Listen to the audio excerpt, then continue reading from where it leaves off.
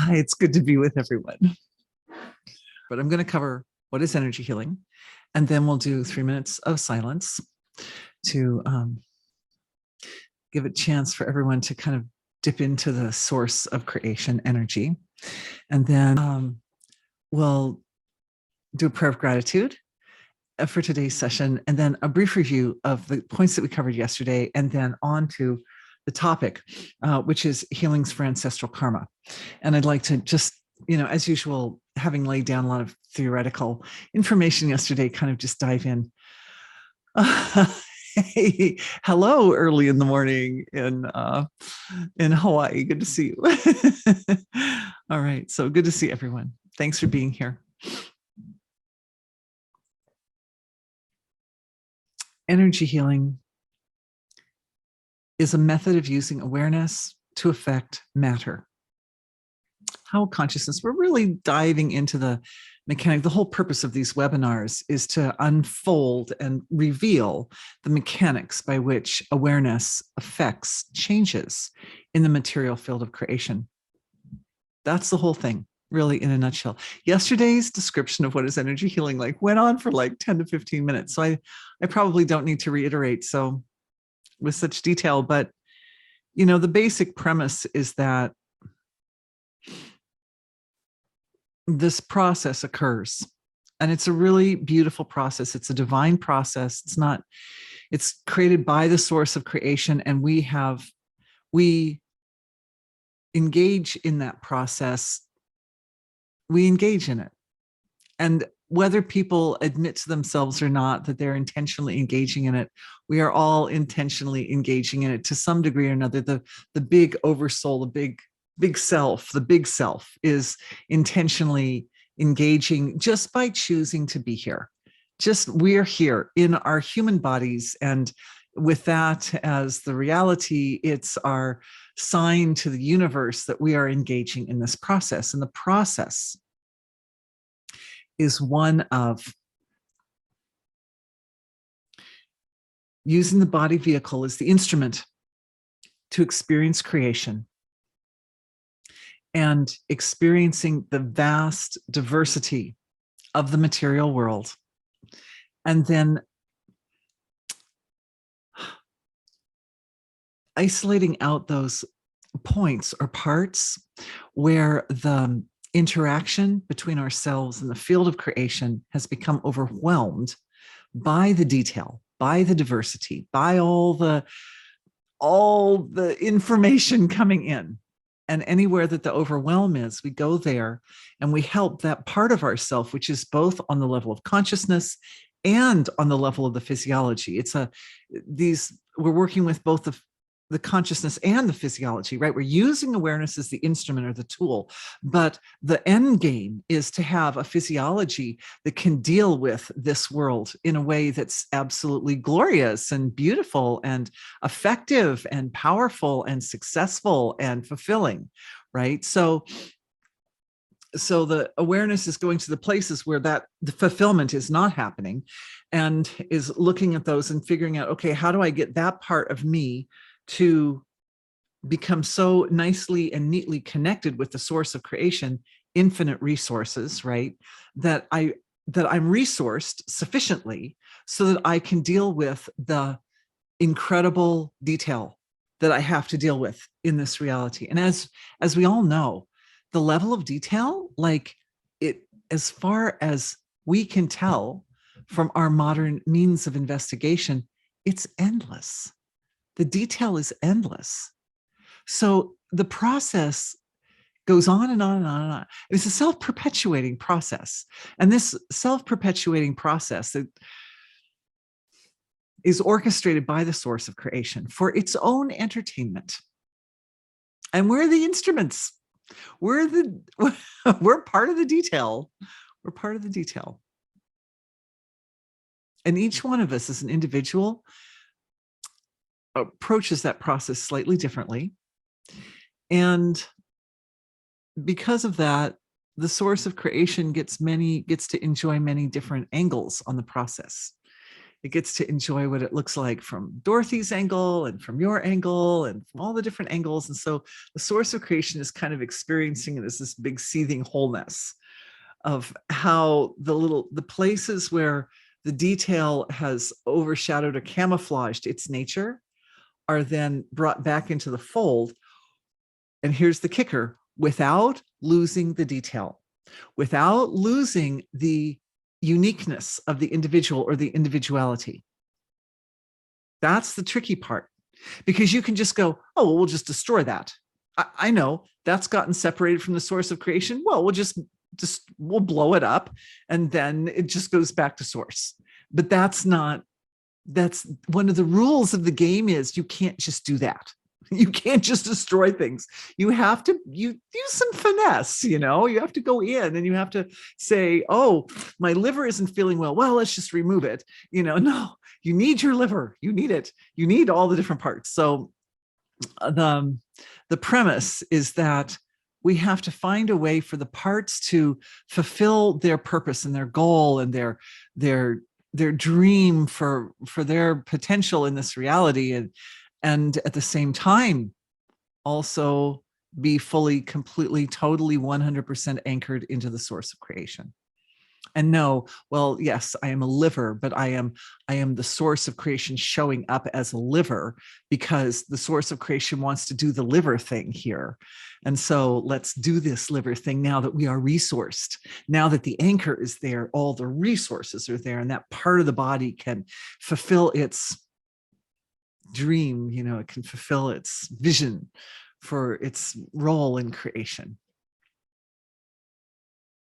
It's a compassionate vision.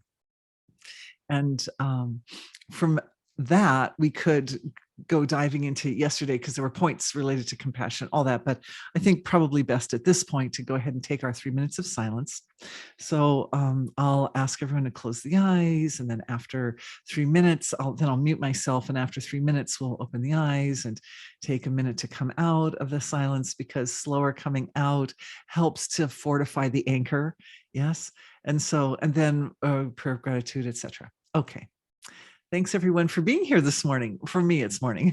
Thank you for being here today. And I'm glad we're all together. Let's close our eyes.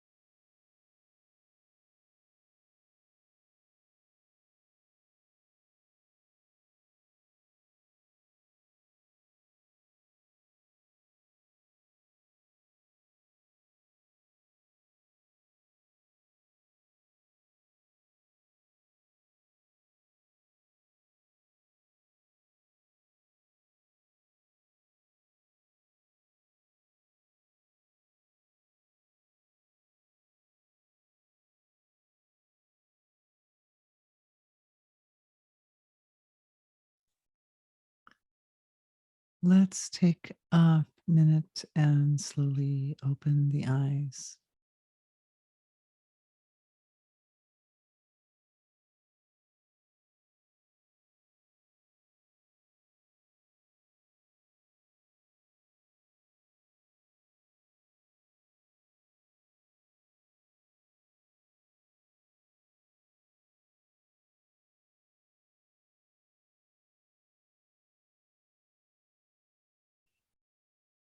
Hmm.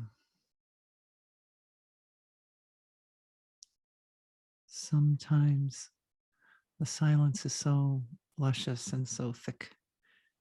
It's like the system doesn't want to come out of it, but I'm just going to go ahead and start the prayer quietly here, while people continue to come out of the silence.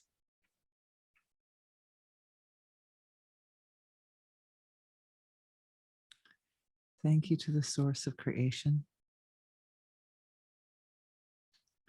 for being so precious, for being everything, for being all of us and all of our ancestors, and the karma that comes through the ancestral lineage. Thank you for being the connection and providing a connection between the material level of creation and the absolute, eternal, unbounded, infinite ocean of being. Thank you for our hour and 15 minutes. I promise today, an hour and 15, that we have to explore this topic and to do as much healing as we can. I hope that our time together is extremely valuable for everyone, valuable, meaningful, useful, powerful, be nice, powerful, and efficient. Thank you for the opportunity to be here and to be the voice and to be of service. I really appreciate the opportunity to do this. It's always a very special time for me. So with all gratitude.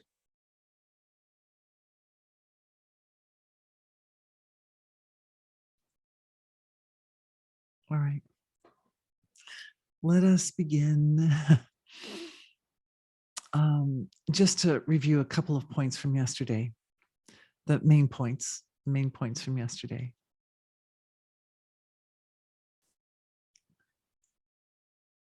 For years, or at least for months, we've been talking about how there's a little piece of darkness that sits within the field of humanity, and and even though it's small, it's like really malevolent and is kind of like a seed energy that's behind a lot of the problems that our world faces. And it rises up as a problem because it goes unnoticed. It's so small that it's hard to find. It's so deeply buried that it's hard to find. Therefore, it takes effort. It takes intention. One has to intentionally go after the thing in order to get at it. But then it's so darned awful that when you find it, you find something completely horrible. So right there's a big lack of motivation on most people's parts to dive into the very inner recesses of their own being and find this piece of darkness that's responsible for so much. Really, it underlies, I would say, mostly all the problems that we face, particularly at a collective level, particularly the warlike behaviors and the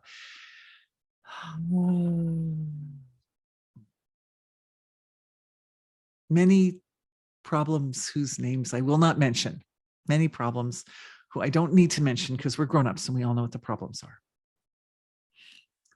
But the interesting thing in the exploration of our ancestors is that there's also a tremendous beauty hidden down there.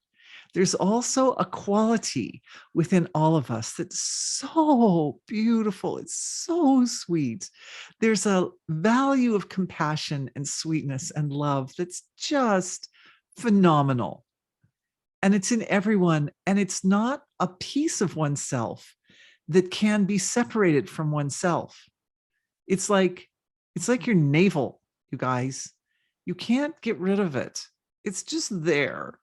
It's there even under the worst of circumstances. And I gave all sorts of examples yesterday. So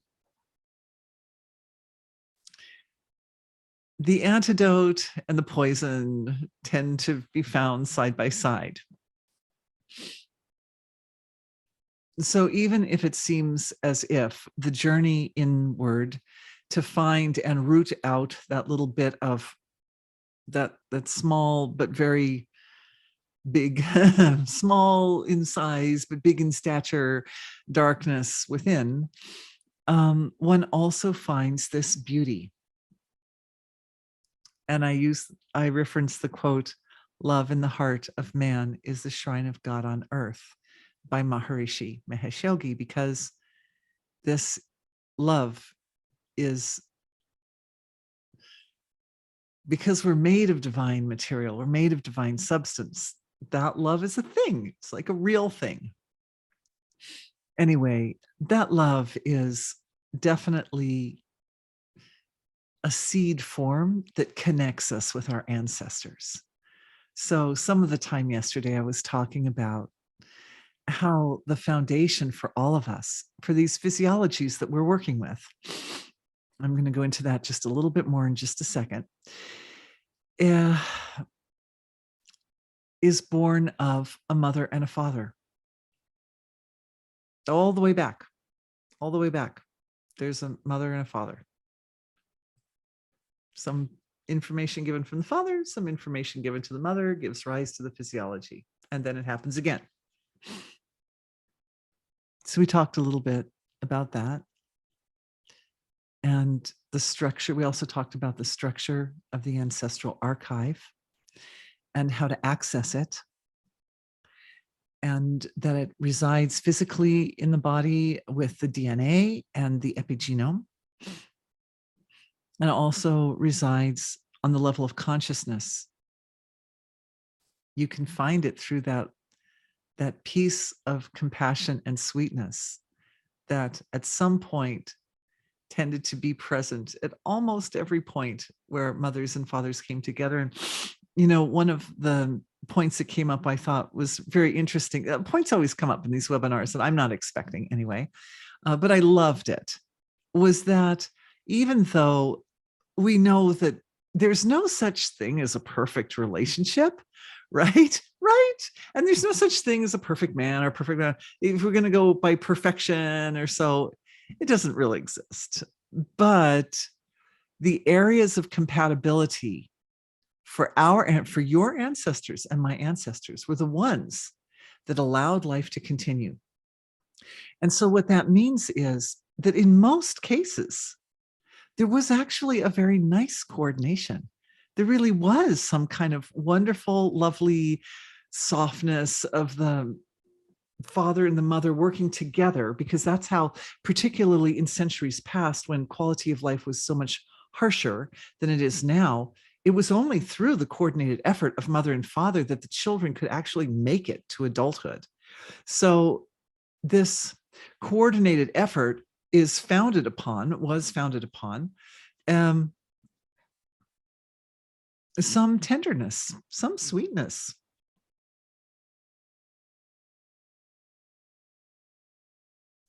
More than not, the ones who gave rise to those of us who are living in our bodies now were the ones that knew how to get along with each other and work well with others and be sensitive to the needs of their family and be intelligent and prepared and put together, who had their lives put together. And at the same time, I gave a shout out. I gave a shout out to all the people who didn't have children in this lifetime, because we looked at the whole lineage. Oh, there's this whole part of seeing where you line up within the context of the lineage, the past and the future. And even if you didn't have children in this lifetime, for whatever reason, is no problem, because the lineage goes, it goes through other channels and other lines, right? And so, and it's still part of your lineage. And you still have a tremendously beautiful contribution. The healings that we did for the ancestors provide a contribution for those who came before us. And so that transfers over to other branches of the family tree, cousins and aunts and uncles and nieces, nephews, and so. So there's never a point where the life is for naught. And another thing we looked at, I thought was so important, is how the intentions to incarnate in this lifetime intentionally by sort of divine design line up with the evolution that's taking place at a collective level at this time in history. So nothing about your life or your intention to be here, your potential, is unsupported. Or maybe I could say it in a more positive, from the more positive angle. Everything about your life and your intentions to be here and your desires and your potential is supported at a universal or cosmic level, as much as it is from within yourself of wanting to live the best life you can live. And that's nice to know that you have environmental support. So when things happen, there's a reason for all that. It's not random. It's not random. It's intentional.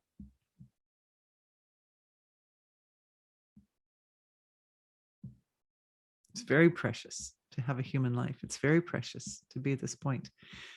The thing I said earlier, I have to return to this.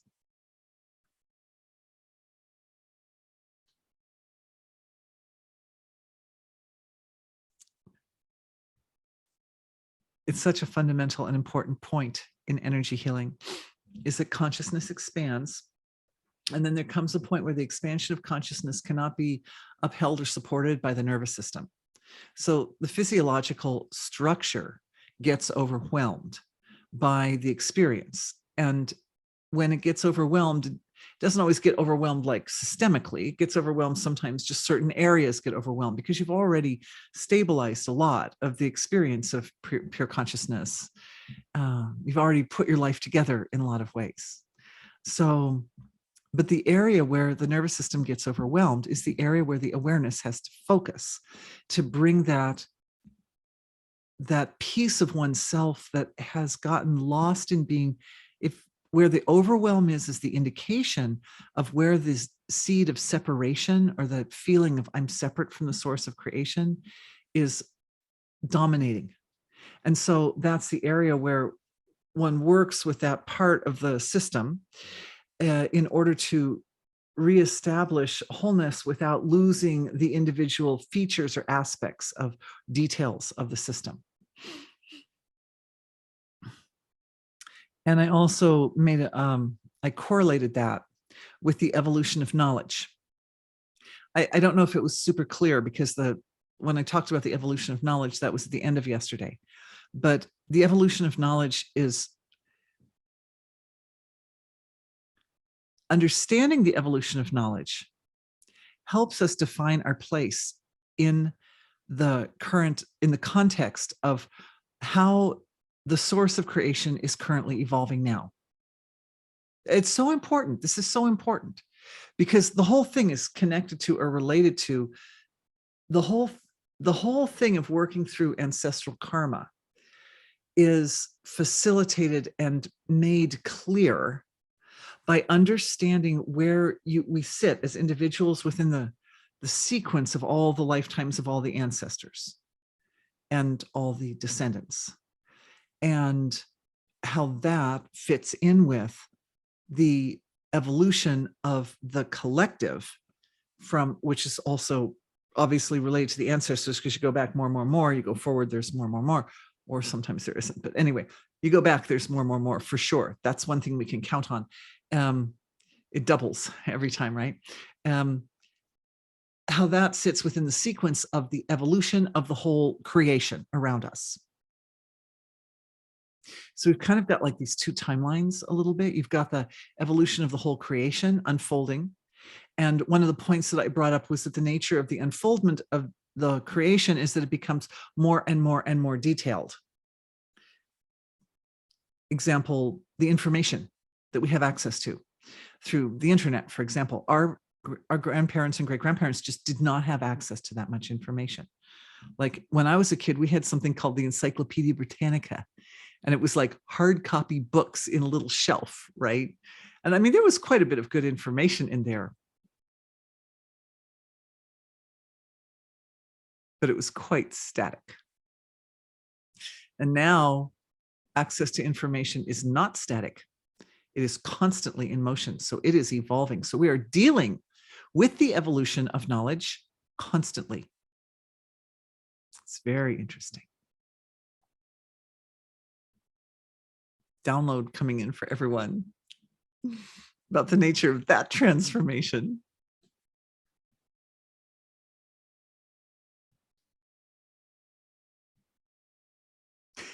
What I'm seeing in this download, I love unpacking these things for you guys, is that the knowledge, the awareness, that knowledge is evolving by no longer being static. What we consider the reserves of information in this world are no longer sitting in a box, in a bunch of hard copy books that if you wanted to change the information, you have to go with a pencil, right?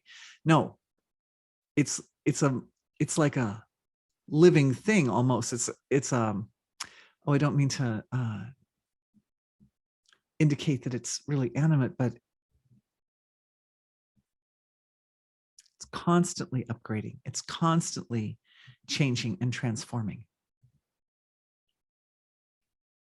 And our nervous systems responsible for processing information have to adapt to the way we interact with knowledge. We have to adapt to a body of knowledge that is constantly growing at a phenomenal rate. It's constantly growing so quickly. It's constantly growing and the growth is accelerating. Like, this is amazing, you guys. It's something our ancestors never had to deal with, right? So it's kind of subtle, right? It's like not super obvious on the surface of life, right? People live their lives, they go to their jobs, they go to the store and buy their food. It's not so different from our parents, but this one thing is a little bit inside, is really different. And when that happens, knowledge goes through a cycle of transformation that has comfortable points and uncomfortable points. And as that happens, our nervous system has to navigate that experience and do the same thing. So they're comfortable points and uncomfortable points. And so energy healing is here as a resource to help provide the necessary guideline to help us do that in a way that's really graceful and that takes the uncomfortableness as much as possible out of the process, so that we just take it in stride. It's like, next. Oh, that's new. Next. I'm on it. I'm on it. It's no problem. I'm right here. I'm right with you. As you change, I'm right with you.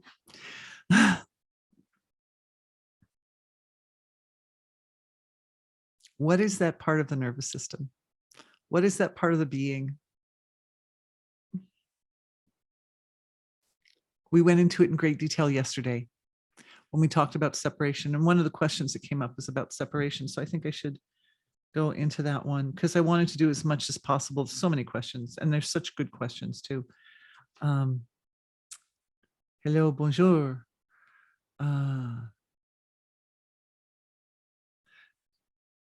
Is there a common seed root that causes disconnection of self to source? Or we could say of little self to big self with regards to dementia. So this is with regards to dementia and letting go and forgetting.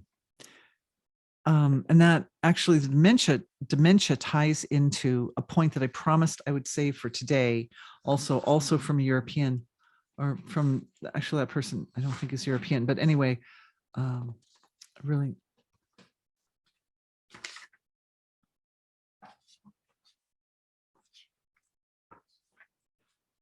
Here, this one.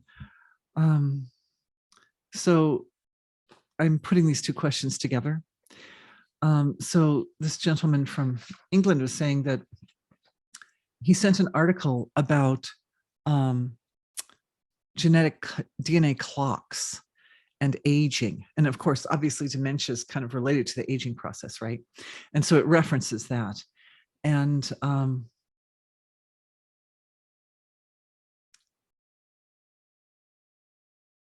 that his point is that it points out that the accumulation of cellular errors isn't really necessarily the main factor for aging, but it is this genetic clock.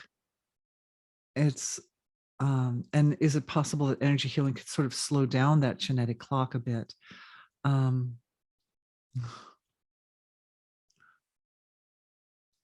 and in the article, and I brought the article up, I read it yesterday, but I just wanted to make sure that I get all the details in here. So let me just open this up a little bit, and I'll put the article, it's a very short article, and I'll put it in the links. When we send you guys the links, you will also get the article. Thank you, by the way, to the man who sent that. I really appreciate it. Anyway, the point is here that they found these methylation patterns on the DNA. So they're part of the epigenomic construction that's around the DNA. And the epigenome around the DNA, just as a quick review, is basically an electromagnetic field produced by ionized proteins. So they're all different types of ionized proteins that interact with the DNA. And as you can imagine, it's a very sort of sophisticated process by which the same DNA, when it's in my eye, it makes an eye cell. And when it's in my hair, it makes a hair cell. And the eye and the hair are so different, even though it's like literally the same DNA, right? But it's the epigenome that's around the DNA that tells the cell, well, you're an eye cell, so you need to come out like an eye, and so forth. And they're pointing out that it's these methyl groups that are responsible, and the methyl groups fall into a category of cells that it's not in the article, but I've looked at them for years because I learned about them years ago and was fascinated. They basically are like switches that turn parts of the genomic sequence on and off. So they'll say, well, this part of the genomic sequence, let's have that one express itself and this one not. And the thing is, the point with regards to dementia is that when a person's really young, between the ages of 7 and 25, they need these methyl groups to be very, very active to switch off certain neural connections, because when a person's really little, they're making millions of neural connections. I believe it's like something like 2 million connections every second, or some crazy amount of neural connections are made. I'm pretty sure that was, when I first remembered it that way, I was like, oh, that's got to be wrong. That's so many neural connections. But then I went back and looked and went, no, unbelievable. It's just so many neural connections. And so these are being made at this astounding, phenomenal rate. And then around age 7, the brain goes into its next phase of maturation, and it says, okay, like a bush that's been sort of growing wild in every direction. Now we need to figure out which are going to be the main branches and secondary branches. And I'm just going to start cutting. I'm going to start cutting. So a lot of a lot of that information is switched off. And because the brain is a river, not a rock, just like the modern information systems, it's constantly changing and moving and responding to our experience from one moment to the next. So it's really easy for the brain to just say, oh, I'm not gonna structure in that area now. Forget it. But when a person gets older, the same proteins that are responsible for pruning when you're between ages of 7 and 25, and it's necessary to like live in a world with boundaries. Yeah, those same enzyme proteins, then they start to break down information connections that you need. And that's the point in the article that the article makes. That's the example that they give.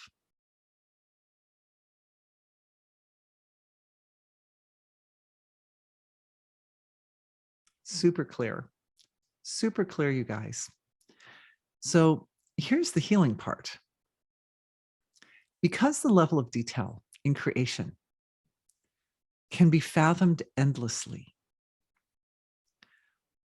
instead of using those switches that that sort of shut down parts of the brain, to just shut down randomly really important parts of the brain that you need, they can become finer, like more detailed. Again, it's like we don't want to say, oh, I'm going to solve this problem by literally obliterating that thing that I don't like. It's that I'm going to solve a problem by supporting the physiological refinement of that thing so that it can become a perfect vehicle for divine expression. And this is the process that we go through every single time we heal and every single time we evolve.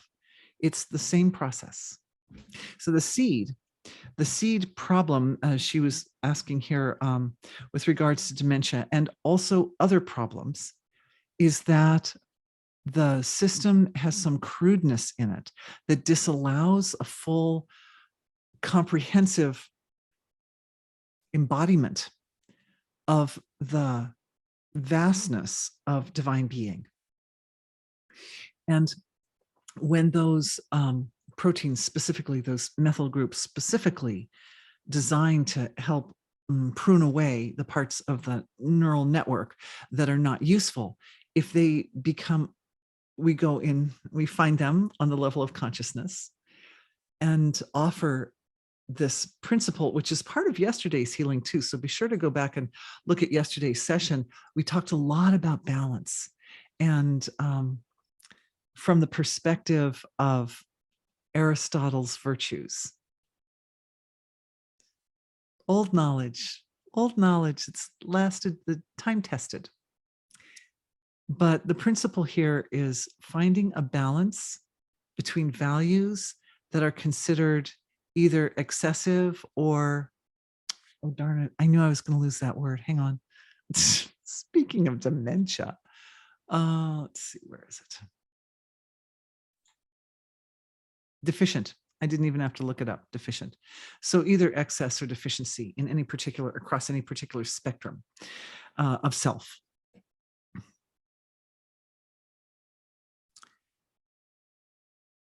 That finding the balance between excess and deficiency gives the system an opportunity to go deep into the field of balance. And that's what we really want with these methyl groups that are responsible for eliminating neural connections.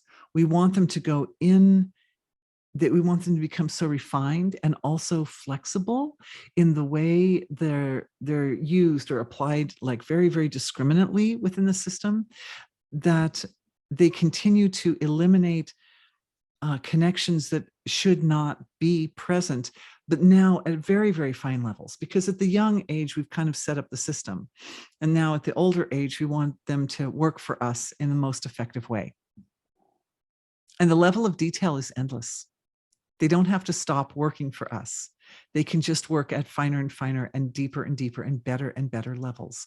And what that amounts to on the level of experience is the growth of wisdom. And the example I gave from Aristotle yesterday was, you can have deficiency in the form of cowardice, or you can have excess in the form of foolhardiness. But if you bring cowardice and foolhardiness together, the best of the qualities of both, then you get courage and bravery. You get a person who's willing to go in and face problems, and yet does so with a kind of discriminating care so that they don't end up doing themselves in. You know, when we could just say, like, almost like the flip side of cowardice is discretion.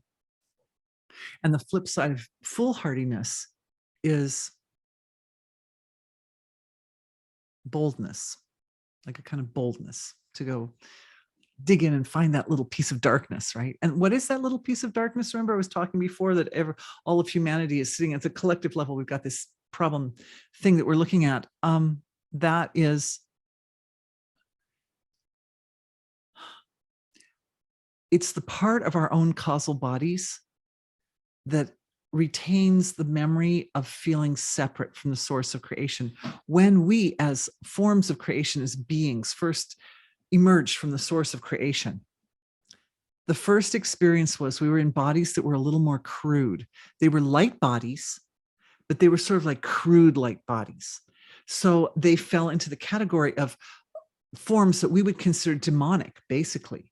We were like, oh, look, I'm separate from the source of creation. Cool. I'm separate from the source of creation. Look, I'm in a world with detail and diversity in it, albeit at that very fine level of creation. So not so much detail as we're dealing with now, obviously, but enough that it's like, I'm different from the source of creation. Well, I'm going to lean into my differences. I'm going to like be different. Okay, I'm different. Let's be different, you know? And so leaning into those differences, the thing is, at that point, the definition of different is anything that's not the source of creation.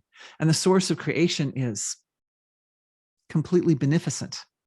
So what happens is the more a person leans into their differences, even if they only have a light body, an energy body, they become more and more not beneficent. All the qualities that are not, and they start to fall into the, you know, excess and deficiency, right? And in the way that the intelligence of creation that birthed them, us, that birthed us when we were in that form, expresses itself. And so the system became capable of handling these excesses and deficiencies. And after a point, one realizes, oh, well, in order to fulfill my goal in creation, I actually need access to the source of creation. I need to maintain my connection.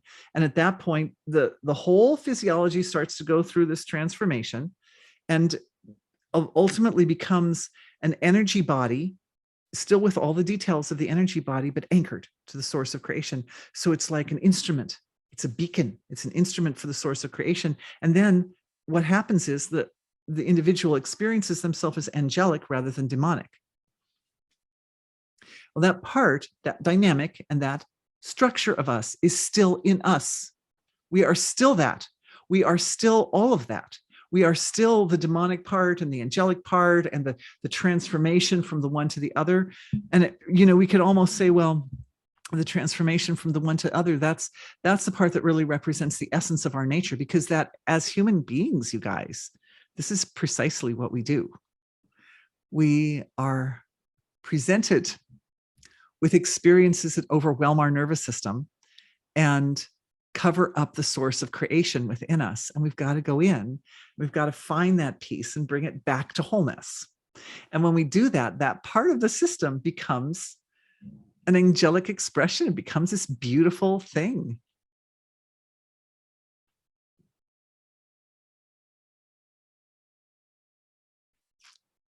We grow into our potential to be a more perfect expression of totality or wholeness.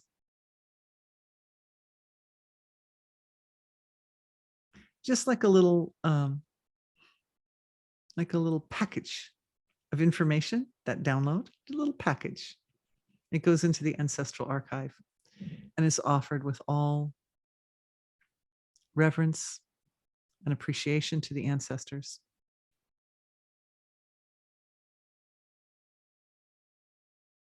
And I see this package going in affecting the solar plexus, because the fear and the feeling of I can't deal with the problems that I have to face and it's impossible is born of seeing the time of separation as a terrible, evil, bad, scary, awful thing. But the thing is, there's literally nothing that does not come from the source of creation. And the fact that at every point of manifestation, whether we're just manifesting as a causal being or an astral being, or all the way we work our way up the ranks, right, to a physical being, that part is not, that looking upon it as inherently evil is not looking at it in the light of full truth. It's not looking at it in the light of full truth. It's not looking at it in a balanced way.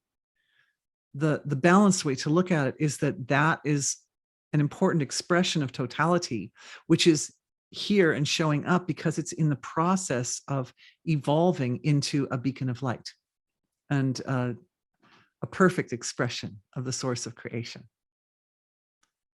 And that package of being able to just take it like that and just instantly, and not, remember I talked in the last one, indifference toward negativity. We don't get gripped by, oh, it's negative and it's dark and it's some evil. No. It just is that. And then it's showing up because it's about to become this. It's about to become this beautiful light form. And we are the instruments by which that happens. And the package, I'm seeing you guys, you're smart. All of you guys are taking this little package. It's like a little gift or something, and seeing, oh, okay, I can apply it here, and I can apply it here, and I can apply it here. Yes, it goes to the ancestors. The ancestors are, oh, I can apply it here, and I can apply it here, and I can apply it here. And this ability, that what it does is it, it's very nice what it does, is that it's affecting the epigenome and the DNA, in that the application of this little package of understanding of the nature of negativity and positivity and good and evil, right? And the interface and all the mechanics between good and evil, all that. That's a big area. That's a big topic, right? It's sinking into the DNA and epigenome area of the physiology very, very quickly because you're doing it. I only am reporting this because I saw you guys do that. I just presented the package and I'm like, oh, look at everybody. Oh my God, you're so smart. And then I'm like, oh my God, your ancestors are so smart. And then I realized that, well, if you're doing this and your ancestors are doing that, that means that the epigenome and the DNA are evolving right now at like tremendous speed, tremendous efficiency, and offering the balance. Thank you, Aristotle. Offering the balance between all the forms of excess and deficiency, because that's really how the overwhelm shows up, right? It either goes into excess or goes into deficiency. So, recognizing that the balance point, I have to say, this really surprised me when I came across it. One of the reasons I'm doing this webinar is because in September, starting on the full moon in September, there were these 16 days of time of the ancestors. It's in Vedic philosophy, it's called Pitri Paksha. And it's a time when it's really good for healings for the ancestors. So this was probably the closest webinar that we had to that time. So I thought, oh, good time to do ancestral work. And during that day, there was this one day where everyone in our family was rough. It was rough. It was a rough day for all of us. And I went out for a walk because I knew that when I'm out in nature, as close as I can get to nature around here, when I'm out as close as nature I can get, it's a really good time for me to go deeply into what it is that needs to be unfurled and to do energy healing. I love doing energy healing when I'm walking. It's nice. It's nice. So, it's a graceful way to deal with it.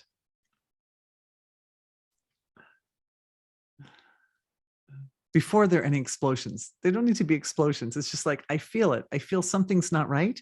I'm going for a walk, everybody. I'll be back. Something like that. Just simple. Anyway, the point that I'm trying to make is that this whole thing with the balance and the virtues of Aristotle, of which I will also send you a chart with the links here, are Aristotle's virtues, because it's really such luscious information, God bless him. And was that I realized that, and this is where the ancestral part comes in, it's a little personal, but I realized that my ancestors didn't know where the balance was. Oh, it didn't occur to them for whatever reason that, and I realized that we touched on this a little bit yesterday, that some of the cultural and societal structures under which our ancestors were living tended to favor deficiency.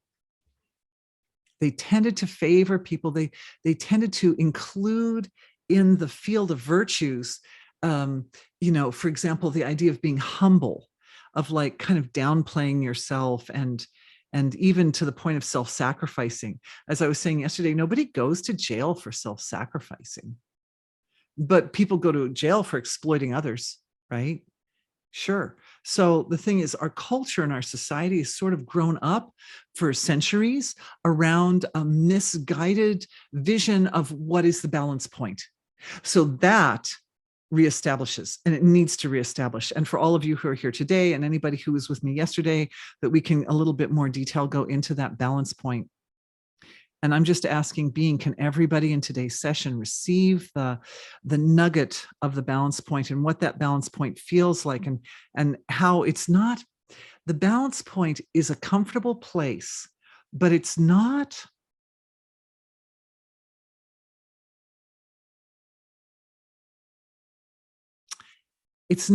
comfortable by traditional standards. That's what I discovered on the walk. I was there looking and I went, oh, there's a boundary that needs to be here. There's a boundary that wasn't set right. And so I reset it. At the time, I just said, oh, where is that boundary supposed to actually be? Just show me the best setting for that boundary. And being showed me the best setting for the boundary. And that setting for the boundary requires me to step up to the plate. It requires me to be more of my best self than the original boundary, the original placement of that boundary didn't require as much. So when I say that it doesn't conform to traditional standards of comfort, that's what I mean. That what it requires is for a person, for all of us, to be a little bit proactive with the evolutionary process and with the healing process. And to be thinking about choices that we make in a way that helps promote continuous, prosperous growth, success, evolution, and it actually can sort of bring on the awakening or activation of your pure potential. But it's a little bit like the idea that, well, most people, I would say 99% of people, don't want to go looking for that little piece of darkness deep inside them because A, it's hidden, B, it's small, it's hard to find, C, when you get there, it's nastier than anything. And so like, who bothers? Like, people are just like, I can live my whole life and that can just stay there. And then when that happens, when life is lived like that, then that darkness has its way and gives rise to all sorts of imbalances and degenerate behavior and problems. And the person just figures, well, everybody is, what did I say earlier? What did Dorothy say earlier? Oh, well, there is no perfect person. There's no perfect relationship, right? Yeah. So people just go, well, okay, that could be a pretty broad category. Like, how much imperfect is still okay? And, it can be like a lot. So there's room for that darkness to sit in the system and to make trouble.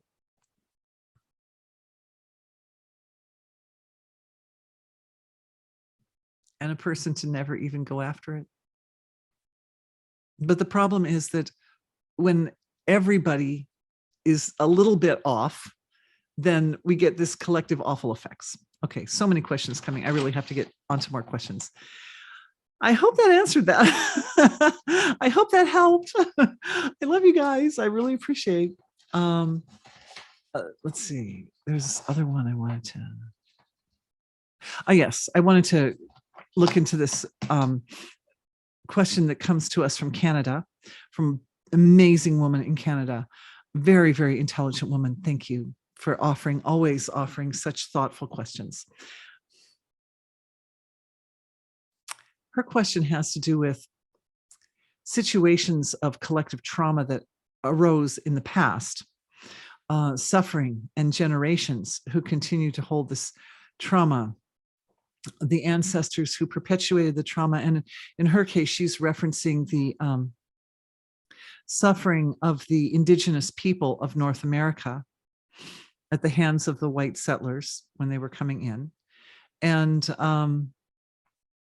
you know, how this was going on all the way to like 1996. It doesn't say in the write-up, but I followed up on her email, and you know, I watched the video and read the articles and stuff. Oh yeah, it does say last residential school closed in 1996. It is in her email here. But anyway, the point is that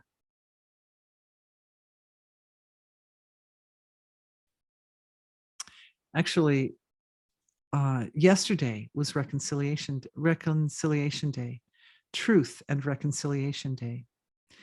And I was looking at this.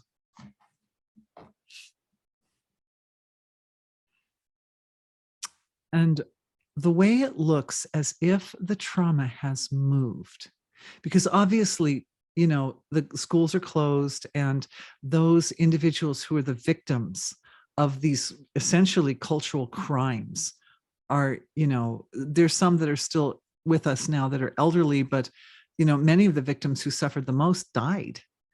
And so they're not here in the body anymore. And I'm sure it's evident that when people pass out of the body, they look back and they see the whole thing in perspective, and they understand why they had to go through, why their soul chose to be born at that time in that, right? Because it's the deep desire of the heart that aligns the lifetime to come into being at a certain time in history, in a certain place in history, you know. And I mean, it doesn't justify, there's no justification for that kind of horrible, unspeakable uh, indignation placed upon people, especially sweet, innocent people. But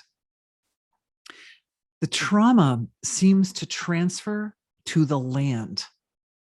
That's what I see happening. And I see it happening again and again. You guys, you've seen it. I'm sure you've all seen it also with residences and locations. You know, if there's a house in which somebody at one time lived and it was just a very, very difficult, maybe there was some abusive situation there or something, then the building itself will take on the energy of that. And, you know, future residents down the road can, maybe the next residents aren't so sensitive, or they don't care, or whatever, they have their own issues, whatever, but somewhere down the road somebody moves into the house and they're sensitive. And I know that many of you know what that's like, to be very, very sensitive to energies. Like that's why you're here, that's why we're doing this together. And you can go into a place like that and you're just like, ooh, something's not okay, because the trauma, like our earth has this incredible, there's like a convection process that's happening from the hot molten center of the earth out to the surface, and it's sort of churning, and it's churning and restructuring everything all the time. So hang on. So the trauma moves. Now, some of the trauma is also held in the epigenome of the individuals, both physiologies of the perpetrators and the physiologies of the victims.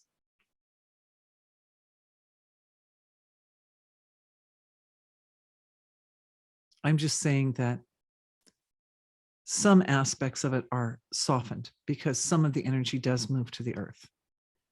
And the earth actually doesn't have that much problem dealing with all kinds of stuff. I mean, you know, a kind of like very big, explosive, huge things the earth does, right?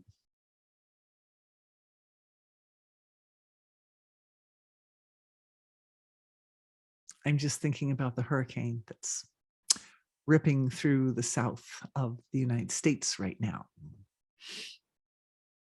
and how that area's got its own little history of perpetrators and victims. And so, you know, when something like, and people can say, well, you know, how or why would something like that happen?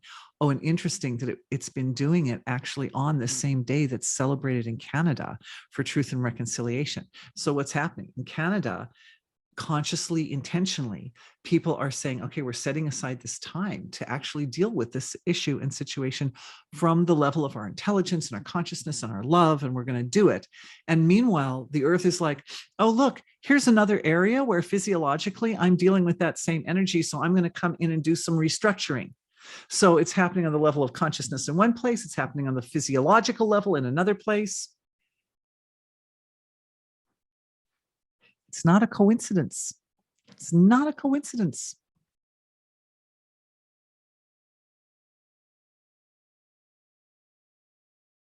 neural connections being made. Neural connections. To support the process taking place on a global scale, on the scale of the earth. The earth is rising up to support transformation on the level of physiology, our individual physiologies. Earth is like our mama. She's our guide. She's our teacher. And she shows us, this is how you do. This is what you do. And it's like a lesson that the fortunate ones, those of us who are not gripped, are able to make the neural connection between what Earth is doing and what our nervous systems need to do, and then allowing that process to happen in the same way that nature does it, modeling ourselves after nature. And essentially, it's just a letting go. It's just saying, oh, I see there's a pattern here. And all we have to do is just say, okay, then so be it. And may it be as is the microcosm, so is the macrocosm. And may it just be, may that same process, it's happening globally. Now may that integrate into my physiology and become part of my model and my process by which I do the same thing. Ancestors, for the ancestors. The ancestors receive. And the only thing that we're doing, this is do less and accomplish more, right? What we're doing is we're just making the neural connection. We're just recognizing how, because we are aspects of the body of Earth, how the, I think I'm going to sneeze in like a second, sorry. Oh, excuse me. Little purification right there. Yeah. Because we are cells on the body of the Earth. The Earth goes through a thing and it's activated. It's literally, I mean, I bow down to the people of Canada and honor them for having recognized this so nicely that they were like, oh, let's do this on the level of consciousness. Let's intentionally do this thing. Because by doing that, they set up a resonance on the level of consciousness that helped to kind of counterbalance what was going on with the hurricane, and very much supportive of a transformation that's permanent for the people, for the ancestors.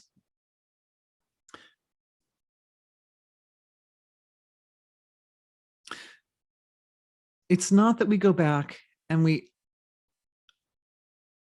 can't go back. Again, it's like, as I was saying earlier, you can't just say, oh, I'm just going to obliterate that thing. You can't go back and undo what happened. What happened, happened. But what it does is it shifts the way our world understands and experiences and utilizes those memories and those events. It utilizes them in a way that the same mistake doesn't happen again. But also within ourselves, because the excess and deficiency within our own beings gives rise to situations, internal situations for us as individuals that are like perpetrator and victim, right? The victim is the deficiency side and the perpetrator is the excess side. So what it's doing is it's setting up a condition on the external, the earth. The earth is going, look, I'm showing you what to do and how to do it. And then we're like, oh, okay, we make that connection. I make that neural connection. What happens what happens with you is also happening within me. And then, and I accept that, I see it consciously, intentionally, and I understand the mechanics of it. And I'm using your example as a way of recognizing these mechanics in a very clean and detailed way. And then I'm allowing and this has to do with the healing that we just did with boundaries, right? I'm allowing this to help be a guide for me, to help me sort of narrow in to where my balance is, so it never becomes too deficient, not too much victimhood, and not too much excess or too much perpetrator. But I find this, when I find the balance, then I can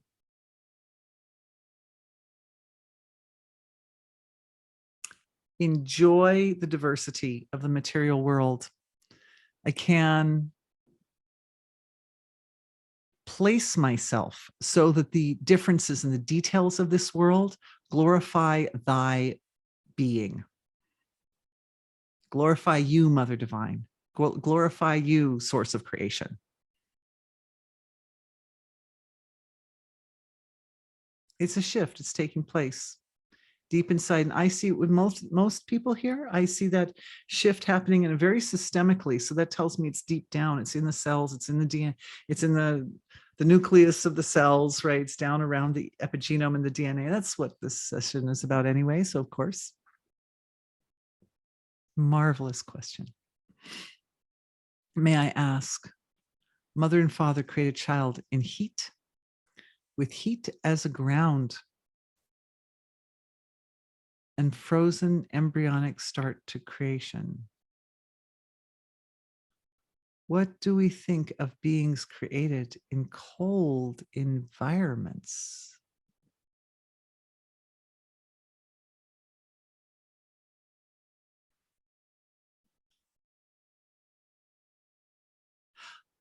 I don't understand you have the word ground, and then there's a dash, and then there's an IVF and frozen embryonic start to creation. And I don't really understand what that part of your question means. So please, could you clarify as I go to the next question? Sorry. How does the mitochondria tie in with the ancestral line? Is there a healing? Oh, yes.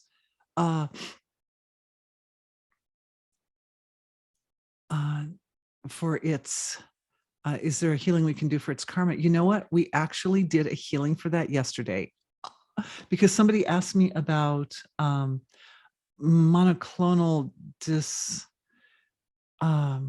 dystrophy, and it turns out that is where the muscles atrophy, and there's no cure. And we did actually a very big healing that included a healing for the mitochondria. So yay! Maybe just refer to that one for now, because there's so many questions yet to get through. You answered in your description. Okay, thank you, my dear. Is dementia related to certain drugs? Well, I mean, all kinds of environmental factors will influence the body, but everybody's body's a little different, right? And so, some people might eat, for instance, GMO foods their whole life and it doesn't do anything, and other people, it might, mess them up if they even eat a little bit or something. So, the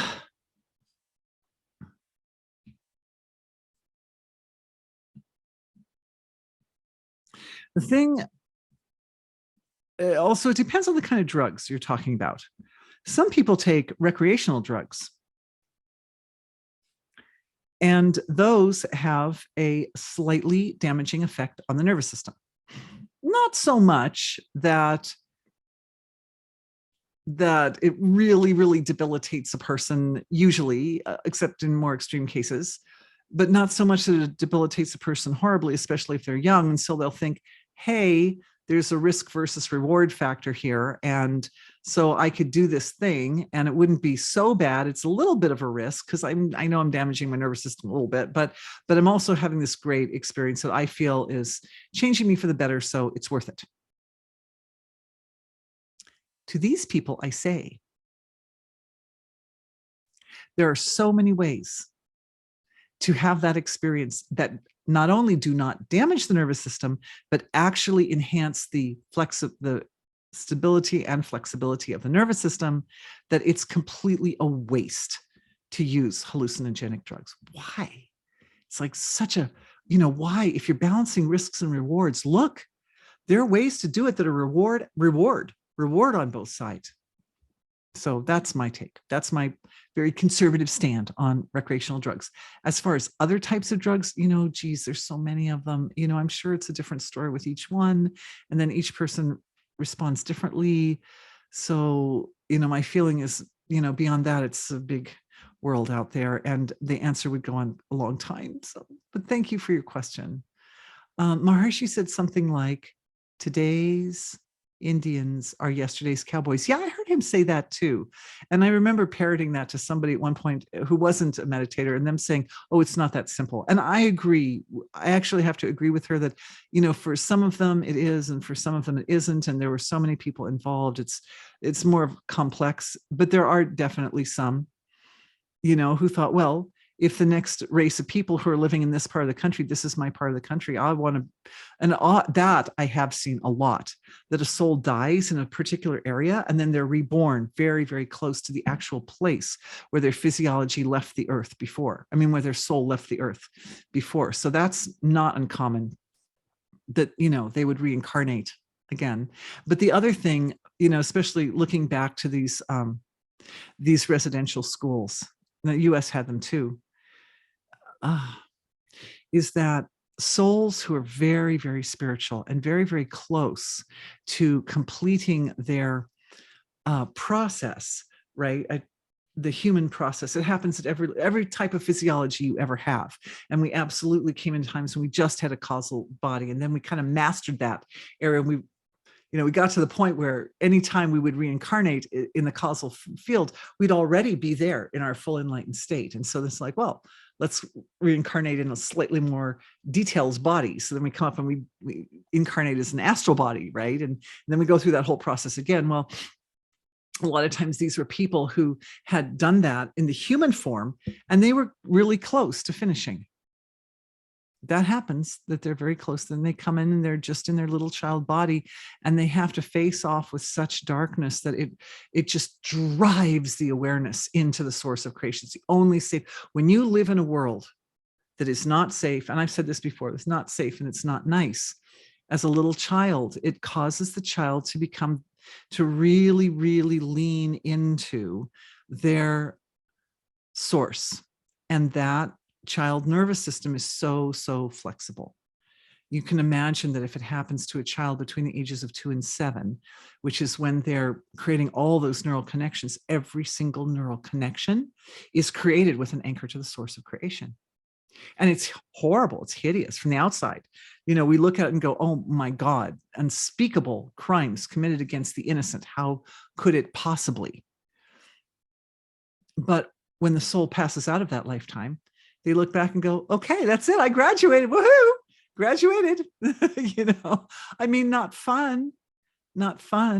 But the reason it happens in this world in that not fun way, because there are other times in history where it can happen really nicely, right? Where it doesn't have to be, you don't have to be born a little indigenous child who goes to a horrible place and horrible things happen. No, it could happen in, just like with the drugs, right? With recreational, you can do them and you can have damage done to your physiology while you have the experience of God or whatever, but it hurts. And same with them. They chose at this time in history because the impetus of the soul was to move so quickly. They wanted to do it the really, really fast way, and it was not the easy way. That really, really fast way was rough. So there were those who came through it in that way as well. And then there were others, who maybe were more at the beginning of their evolutionary journey as a human, and they ended up experiencing something completely different. It's just, the range is so broad, you guys. It's so broad. But, the darkness of this time does provide a format for people to face off with issues, in a really big way.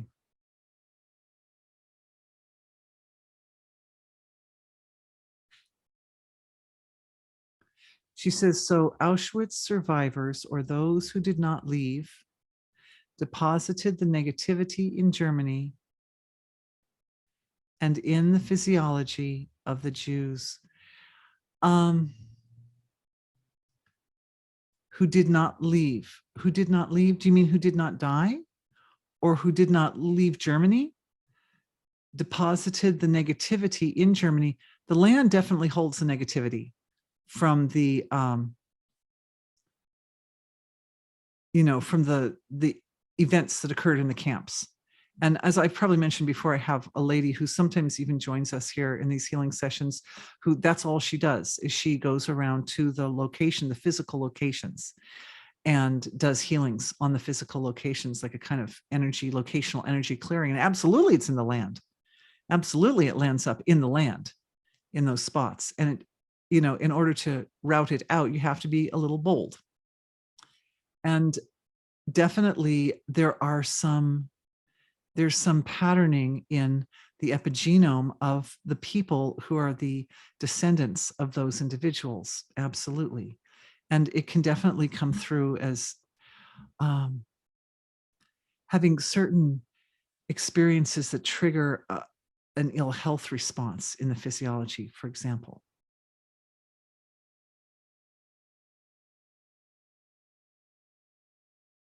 It's good to look into that excess and deficiency element there and work to bring some balance between those excess and deficiency elements.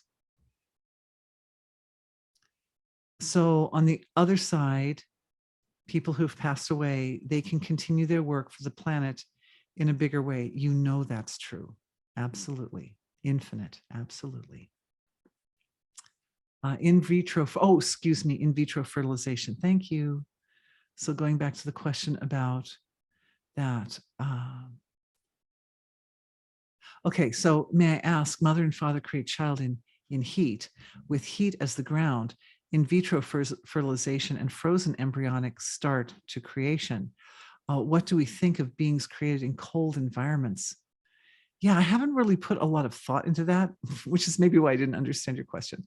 Please forgive me for not, of course, realizing IVF is in vitro fertilization. Of course it is. But yeah, I think that the actual, obviously it works. So the actual physical heat is not a prerequisite for the process occurring and being successful. And, the heat, true that there is an element of, the element of love is still there. If a person is willing, if a mother who doesn't have a spouse or a partner wants to create life, there's still that element in her of this tremendous and huge love and this sort of deep inner knowingness that the best thing for her evolution and for the evolution of the child is to have a child. And that love and that feeling is connected right into that beautiful central source of the heart that's the anchor to the divine within us, the temple of God within us.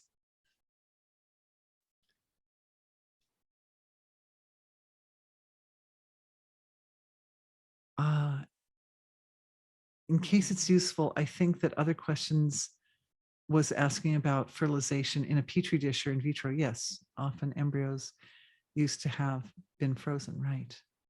Right. Can we evolve but not experience?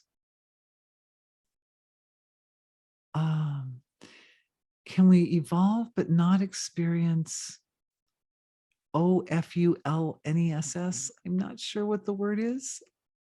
Awfulness? Can we evolve and not experience awfulness? Oh, I think it's awfulness. Yeah, it's okay. I understand. Some people, English isn't their first language. Yes, when I did it phonetically, it made sense. Thank you. Thank you. It's a great question. And yes, absolutely, we can. Of course, those of us who are being born at this time in history during Kali Yuga, we're being born in an environment that supports some awfulness in order to facilitate the speed, and it really inspires the soul to lean into that center of goodness that's in us, so that it's just, because that never goes away. And you'll see on my discussion about it yesterday from when I was talking about it, how even at the worst moments in a person's life, there's this little piece of our connection back to the source of creation that never goes away. And it's always sweet. It's always sweet, even at the worst of the worst of the worst. So we certainly can. And even living in Kali Yuga, even us living here at this time when the environment around us is sort of churning in such a way that it's sort of favoring, unpleasant experiences being a catalyst for evolution. This principle that I set up in today's session, that instead of looking at those, it's just a little kind of a shift. You look for the piece of it that's separate. You look for the piece of separation that's in the unpleasant experience and go after it. That doing that empowers you, it emboldens you to very, very efficiently move directly into the evolutionary transformation that brings life around to a better place without getting any bit caught up, or even without burdening the environment with having to show up in some like negative way in order to help the evolution. So in other words, it's kind of like a proactive approach to the process, which comes back to the balance and the download that we got earlier in today's session. Thank you for your question. It kind of like acts like a little summary for today's session, because I see we're just a few minutes over time. Yes, it allows one to place the balance between all the excess and deficiency in such a way that the evolutionary process is kind of being sort of perpetuated with the help of the entire internal structure of how we seat ourselves in relation to the sequence of reality, both before and after. Does that make sense? The sequence of the ancestors, the sequence of the evolutionary trajectory of the universe, and we're placing ourselves at a balance point in there. We're identifying and stabilizing ourselves there in a way that puts us in a kind of a proactive relationship with the evolutionary process. And it is not as comfortable. It just, our culture and our society and our world has told us since all the way back through the ancestral lineage that it's easier just to kind of sit back. When it's easy, just enjoy. Just enjoy. And then when the tidal wave hits, boom, then you have to start running around and being busy. But in the meantime, just sit back and enjoy. And what this does is it still leaves enough time to enjoy that life is enjoyable. In fact, in the long run, it results in more time to enjoy. But in the short run, it results in having an awareness of a sense of where this boundary is and how do I balance excess and deficiency in such a way that I'm just a little bit on the cutting edge. I'm just a little bit on the moving forward like that, being a little more careful and discriminating and thoughtful and considerate of how other people feel like that. Then no more awfulness. Thank you for being with me and a great question. All right. And I think that pretty well sums up everything. Yeah, I covered that yesterday. I think I mostly covered all the questions. So thank you everyone for being with me. It's been lovely to be here, and I look forward to seeing you all again from Iowa. We leave tomorrow. And so, yeah, tomorrow at this time, I'll be like on I-10 heading back. Thank you. Heading back east. So it's been a really, really evolutionary and amazing time here. And I'm so grateful that I've had this time with all of you. So yeah, wishing you all a beautiful weekend, and hope to see you again at the next session. Thank you. Bye-bye.